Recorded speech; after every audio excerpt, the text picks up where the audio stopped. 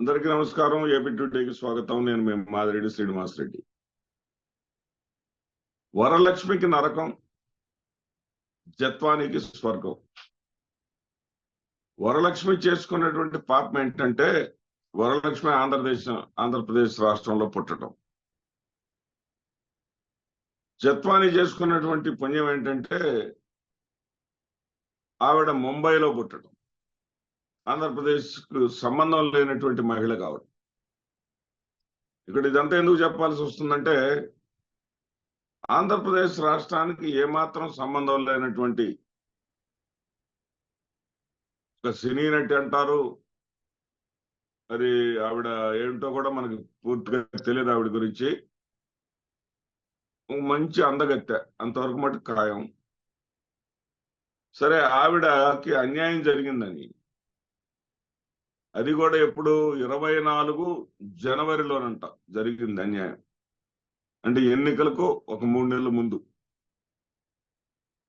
అన్యాయం జరిగిందని చెప్పేసి కూటమి ప్రభుత్వం హడావుడిగా ఆమెకు రెడ్ కార్పెట్ పరిచి మరి ఆవిడకి ఇచ్చినటువంటి సెక్యూరిటీ బహుశా చంద్రబాబు నాయుడు గారి లేదేమో. ఆ స్థాయి సెక్యూరిటీ ఇచ్చి, పబ్లిసిటీ ఇచ్చి, ప్లస్ ఆవిడ యొక్క ఫెమిలియర్ గా ఆవిడ కోసము మరి ఆవిడ గురించి గూగుల్లో ఎక్కువగా చెక్ చేస్తున్నారని చెప్పేసి ఫేస్ కనపడకుండా ఒక మాస్క్ ఒకటి అడ్డం పెట్టి ఆవిడ చేత కంప్లైంట్ ఇప్పించి ఆ కంప్లైంట్ కి తక్షణమే చర్యలు తీసుకోవడం. 2 కంప్లైంట్లు ఇచ్చిందండి ఆవిడ 2 తేదీల్లో. సెప్టెంబర్ 5వ తేదీన ఒక కంప్లైంట్ ఇచ్చింది, సెప్టెంబర్ 13వ తేదీన ఒక కంప్లైంట్ ఇచ్చింది.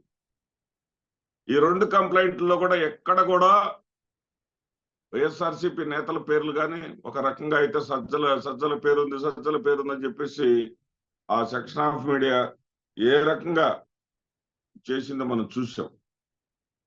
అయితే సజ్జల గారి పేరు కానీ, మరే ఇతర వైఎస్ఆర్సీపీ నేతల పేర్లు కానీ, ఒక కుక్కల నాగేశ్వరరావు కుమారుడు విద్యాసాగర్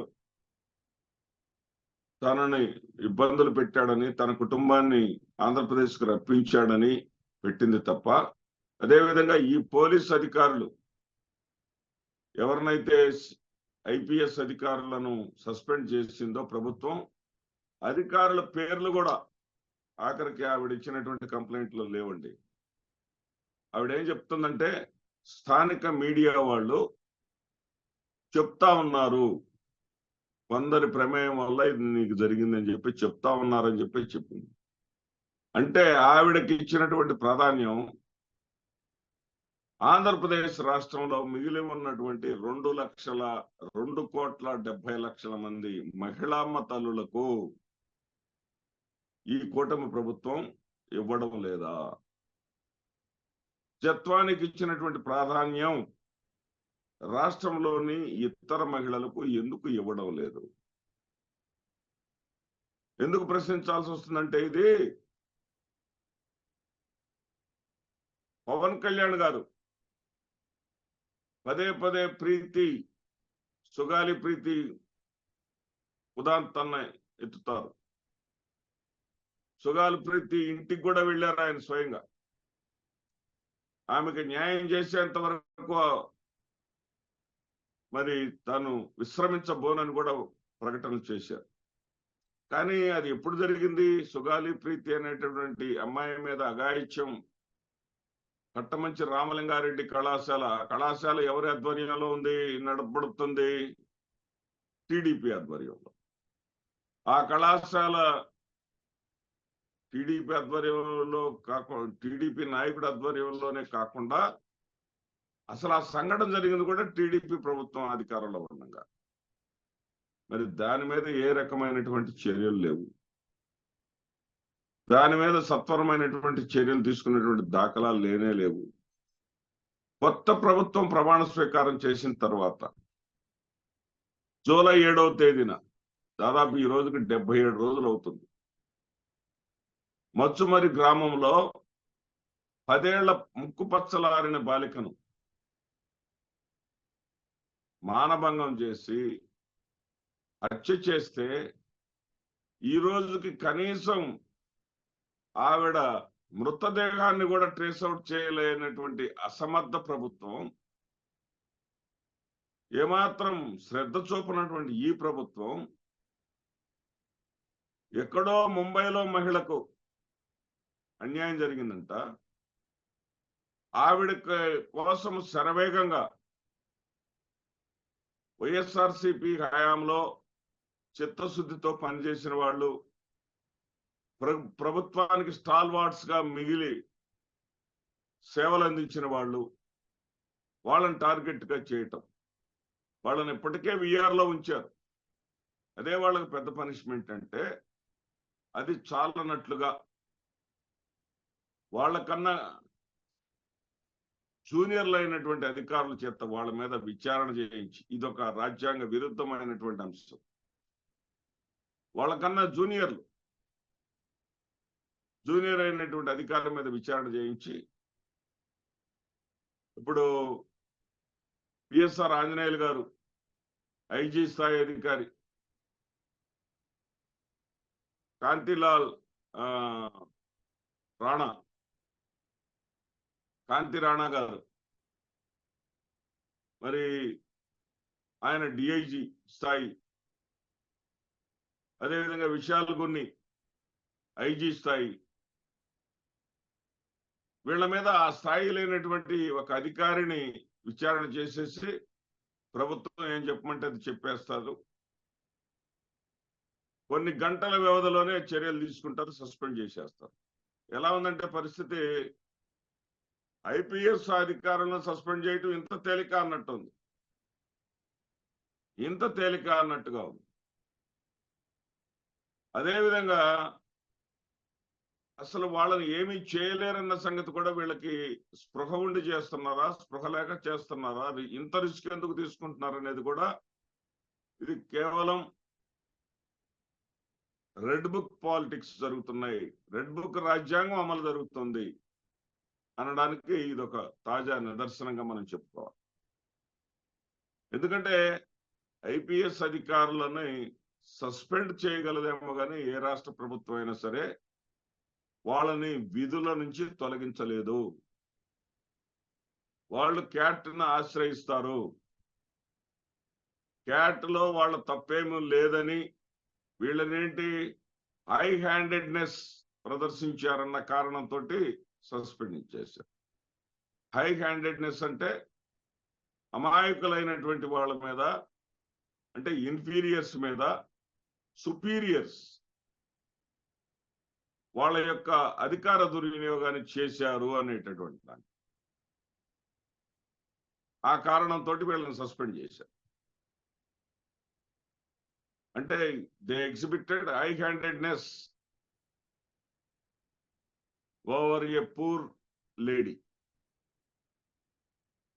ఒక నిస్సహాయరాలైనటువంటి మహిళ మీద వీళ్లకున్నటువంటి అధికారాలని విస్తృతంగా ఉపయోగించి ఆవిడ జీవితానికి అన్యాయం చేశారనేది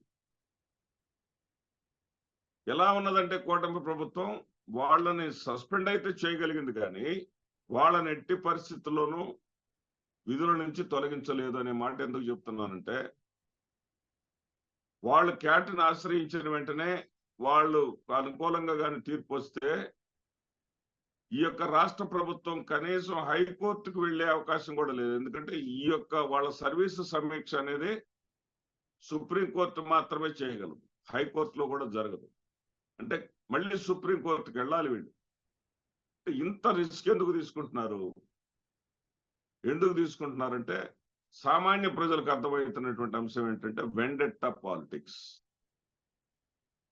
ప్రతీకార రాజ్యాంగం, ప్రతీకార తీర్చుకునేటటువంటి పరిపాలన, ప్రజలకు ఇచ్చినటువంటి వాగ్దానాల గురించి ఆలోచించేటటువంటి పరిపాలన కానే కాదు. జగన్మోహన్ రెడ్డి గారు ఓడిపోయారు కానీ అది సరిపోదు. ఆయన మళ్ళీ లేవకుండా ఉండాలంటే ఆయన నిజంగానే ఏదో చేశారు అనేటటువంటి ఆలోచనలు ప్రజల్లో కలిగించాలి అనే విధంగా ఈ ప్రభుత్వం యొక్క పనితీరు ఉన్నదే తప్ప జగన్మోహన్ రెడ్డి గారి ప్రతి అంశం కూడా ఏదో చేశారు అనేటటువంటి అభిప్రాయాన్ని ప్రజల్లో కలిగించడానికి పెడుతున్నటువంటి దృష్టి, ప్రజలకు మాట ఇచ్చామే, వాగ్దానాలు ఇచ్చామే, ప్రజలు మన మాటలు నమ్మి ఓట్లేశారే, వాళ్ళ కోసమే ఏదన్నా ఆలోచన చేద్దామని కనీసం 1% కూడా ఆలోచన చేయట్లేదంటే ఆశ్చర్యం కలుగుతుంది. ఇదే సందర్భంలో వీళ్ళకి నచ్చినదైతే ఎలా ఉంటుంది, నచ్చనిదైతే ఎలా ఉంటుంది అంటే, వరలక్ష్మి ఎవరండి? వరలక్ష్మి తమ పార్టీకే చెందినటువంటి నేత. తమ పార్టీకే చెందినటువంటి నేత తాను కష్టపడి పనిచేసి గెలిపించుకున్నటువంటి ఎమ్మెల్యే ఆదిమూలం తనను లైంగిక వేధింపులకు గురి చేశారు అంటే అతనిని సస్పెండ్ చేసి చేతులు జరుపుకుంది తప్ప ఈమెకి అండగా నిలబడినటువంటి దాఖలాలు ఎక్కడున్నాయండి? వరలక్ష్మికి మేమున్నాం అని చంద్రబాబు నాయుడు గారు కానీ లోకేష్ గారు కానీ పిలిచి భరోసానిచ్చారా? అసలు వీళ్ళిద్దరికీ ముందుగా చెప్పుకున్నది కదా అమ్మా. చెప్పినప్పటికీ ఏమైనా పట్టించుకోనందువల్లే కదా ఆమె మీడియా ముందుకు వచ్చేసి ఆమె జీవితాన్ని పణంగా పెట్టాల్సి వచ్చింది. ఏ మహిళ అయినా సరే తన శీలాన్ని కోల్పోయానని చెప్పేసి బయటకు వచ్చి అంగీకరిస్తుందా? ఫలాని వాడికి లొంగిపోయానని బయటకు వచ్చి చెప్పగలుగుతుందా? అంటే తన జీవితాన్ని పణంగా పెట్టాల్సినటువంటి దుర్భర పరిస్థితులు కలగజేసిన పార్టీ ఏదైనా ఉందంటే అది తెలుగుదేశం పార్టీ కాదా? అంటే రాష్ట్రంలోని మహిళలకు, మరీ ముఖ్యంగా తెలుగుదేశం పార్టీలో నేతగా గుర్తింపు పొందినటువంటి మహిళ పరిస్థితి అంత దారుణంగా ఉంటే మరి మిగిలిన మహిళల పరిస్థితి ఏంటండి? తెలుగుదేశం పార్టీ ఎమ్మెల్యేకి చెందినటువంటి గుడ్లవల్లేరు డిగ్రీ కళాశాలలో, ఇంజనీరింగ్ కళాశాలలో 300 మంది విద్యార్థుల నగ్న చిత్రాలను రహస్యంగా చిత్రీకరించారనేటటువంటి ఆరోపణలతోటి ఆ విద్యార్థులందరూ మానసికంగా తల్లడిల్లిపోతే, అల్లాడిపోతే ఆ ఘటనకు కారణమైనటువంటి ఆ మహిళని కూడా ఇదే రకంగా మాస్క్ తగిలించి సుదూర ప్రాంతాలకు, మాస్క్ ఒకటి తగిలించి సుదూర ప్రాంతాలకి రాత్రికి రాత్రి తరలించారే. ఎందుకంటే ఆ ఘటనకు కారకులైనటువంటి వాళ్ళు కూడా తెలుగుదేశం పార్టీ పెద్దలకు చెందినటువంటి వారసులు కావడం. అంటే మీకు సంబంధించినటువంటి అంశం అయితే ఏ విధంగా సబ్సైడ్ చేస్తారు, ఏ విధంగా దానిని, అది ఒక రకంగా గుడ్లవల్లేరు అంశం జాతీయ స్థాయిలో నేషనల్ లెవెల్లో అన్ని ఛానళ్లలో కూడా వచ్చినటువంటి ఒక దురాగతం, ఒక దుర్మార్గమైనటువంటి అంశం. దాని మీద చర్యలు తీసుకోకుండా దాన్ని క్లోజ్ చేసేసి ఎక్కడ వీడియో లేదు, వీడియో ఉంటే చూపేయండి అని చెప్పేసి ఎదురుదాడికి వచ్చారే. అంటే మీకు నచ్చినటువంటి అంశం అయితే, మీకు రాజకీయ ప్రయోజనం నష్టం కలిగించేటటువంటి అంశం అయితే మీరు క్లోజ్ చేసేస్తారు. మీకు రాజకీయంగా ఏదైనా సరే లాభాన్ని చేకూరుస్తుంది, జగన్మోహన్ రెడ్డి గారికి చెడ్డపోరు తీసుకొస్తుంది, గత ప్రభుత్వం మీద నిందలు వేయటానికి పనికొచ్చేటటువంటి అంశం అయితే పరాయి రాష్ట్రం వాళ్ళనైనా సరే మీరు ఆదరిస్తారు. ఇదండి మీ పరిపాలనా తీరు. మీ యొక్క ఈ వెండెట్టా పాలిటిక్స్ చూస్తే ఇక ప్రజలు రాబోయేటటువంటి రోజుల్లో ఇంకా వచ్చేటటువంటి ప్రభుత్వం కూడా ఇంతే చేస్తుంది కదా అనేటటువంటి అభిప్రాయానికి ప్రజలను కూడా నెట్టేస్తా ఉన్నారు. మీ హయాంలో ఇక్కడేం చెబుతున్నారు మీరు? ఐపీఎస్ అధికారులను మేము జైల్లో పెట్టాము అంటే జగన్మోహన్ రెడ్డి గారి వల్ల ఐపీఎస్ అధికారులు కూడా జైలు పాలు కావాల్సి వస్తుందనేటటువంటి ఒక సంకేతాన్ని ఇవ్వటం మీ యొక్క ఉద్దేశం కావచ్చు. కానీ మీ పరిపాలనలో ఏకంగా దేశాలనే దాటిచ్చారు కదా. మీ పర్సనల్ సెక్రటరీ పెండ్యాల శ్రీనివాసరావుని దేశం దాటించి 2 ఏళ్ల తర్వాత తిరిగి మీరు అధికారంలోకి వచ్చిన తర్వాత ఆయనకి రెడ్ కార్పెట్ వేసి మళ్ళీ బాధ్యతలు అప్పచెప్పారే, ఇవన్నీ ప్రజలు గమనించట్లేదు అనుకుంటున్నారా? ఏబి వెంకటేశ్వరరావు ఆయన మీద ఉన్నటువంటి ఆరోపణలు, ఆయన చేసినటువంటి పనులు అన్ని ప్రజలకు అందరికీ అర్థమైంది. కానీ ఆయనకి మీరు అధికారంలోకి రాగానే ఆయనకి పెద్దపీట వేసినటువంటి విషయం ప్రజలు గమనించట్లేదు అనుకుంటున్నారా? అంటే మీ పరిపాలన అంతా కూడా మీకు సంబంధించినటువంటి వ్యక్తుల, మీ ఆలోచనలు మొత్తం కూడా మీకు సంబంధించినటువంటి వ్యక్తులను ఎలా పరిరక్షించుకోవాలి, మీకు వ్యతిరేకంగా నిలబడినటువంటి వ్యక్తులని ఏ విధంగా హింసించాలి, బాధలు పెట్టాలనే దానికే పరిమితమయ్యారు తప్ప ఏ మాత్రం కూడా మీరు పరిపాలన మీద దృష్టి పెట్టడం కానీ, ప్రజల గురించి ఆలోచన చేయటం కానీ మీరు చేయటం లేదంటే ఇంతకన్నా దుర్మార్గం ఎక్కడుంది చంద్రబాబు నాయుడు గారు? ఒక్కసారి ఆలోచించండి. నమస్తే.